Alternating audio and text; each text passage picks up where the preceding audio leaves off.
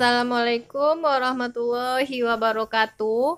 Oke, anak-anak ustazah, bagaimana kabarnya di hari ini? Semoga dalam keadaan sehat ya. Untuk pembelajaran kita pada kali ini yaitu tentang mobilitas sosial dalam kehidupan sosial budaya masyarakat. Disimak penjelasannya berikut ini ya. Sebelum masuk ke penjelasannya, tujuan kita untuk mempelajari pembelajaran kali ini yaitu yang pertama mampu menjelaskan pengertian dari mobilitas kelompok, kemudian mampu menjelaskan bentuk-bentuk mobilitas sosial, yang ketiga mampu menjelaskan faktor pendorong dan penghambat serta menjelaskan saluran-saluran mobilitas sosial tersebut. Masuk yang poin pertama yaitu pengertian dari mobilitas sosial. Mobilitas sosial adalah perpindahan individu atau kelompok dari satu lapisan sosial atau strata sosial ke lapisan sosial yang lain. Mobilitas sosial lebih mudah terjadi pada masyarakat terbuka karena lebih memungkinkan untuk berpindah strata. Strata itu sama dengan lapisan.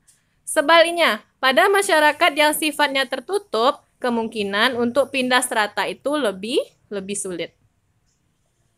Itu pengertiannya. Masuk yang poin kedua, ada bentuk-bentuk mobilitas sosial dalam kehidupan sosial budaya masyarakat. Yang pertama ada mobilitas vertikal, perpindahan status atau kedudukan sosial individu atau kelompok dari suatu lapisan sosial ke lapisan sosial yang lain.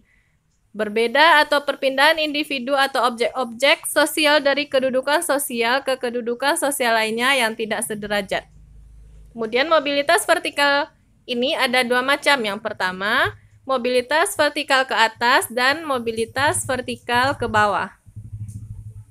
Lanjut, bentuk mobilitas yang kedua ada mobilitas horizontal. Adalah perpindahan status atau kedudukan sosial individu atau kelompok dari suatu lapisan sosial ke lapisan sosial yang sama. Kemudian, yang ketiga, mobilitas antar generasi adalah perpindahan status atau kedudukan sosial individu atau kelompok terjadi dalam satu atau dua generasi atau lebih. Yang ketiga ada mobilitas intragenerasi.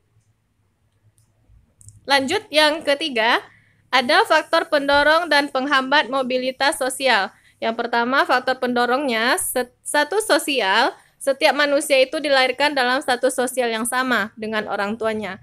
Dalam perkembangan selanjutnya, jika ia tidak puas dengan status yang diwariskan oleh orang tuanya tersebut, ia dapat mencari kedudukannya sendiri di lapisan sosial yang lebih tinggi. Faktor penghambatnya, kemiskinan dapat membatasi kesempatan bagi seseorang untuk berkembang dan mencapai suatu sosial tersebut.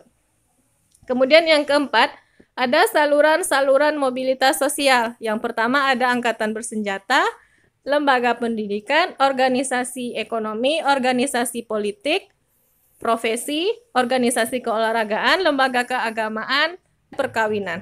Baik, itu penjelasan atau pembelajaran kita pada materi kali ini. Semoga anak ustazah bisa memahaminya. Ustazah tutup dengan billahi taufik wal hidayah. Assalamualaikum warahmatullahi wabarakatuh.